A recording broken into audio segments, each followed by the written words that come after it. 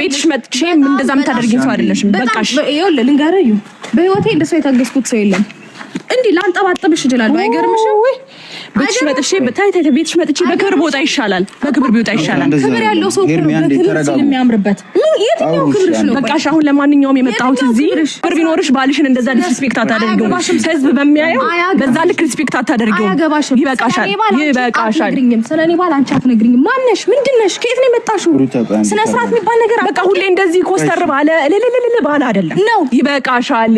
እንደዚህ ዲስሪስፔክት የምታደርጊው ነገር ስነ ስርዓት ኖሮሽ እንደ ሴት ሰከን ብለሽ አትንኪኝ። አንቺ ጫፌ እንዳትነኪ ያላበዛሽው። ኧረ እባክሽ አበዛሽው በጣም። እስካሁን ዝም ተብዬሻለሁ። እንደዚህ እንደ ጅራፍ ነው ማጮሽ ጋር በተከበረው ቤትሽ ወተን ውጪ ላይ እንሞክረው። እንደ ጅራፍ ነው ማጮሽ። የትም ችግር የለብኝም። ኧረ በእግዚአብሔር አንዴ አራስ ነሻ መውጣት ትችያለሽ። እስቲ እንዳራስ ቢያንስ ረጋ በይ እንዴ።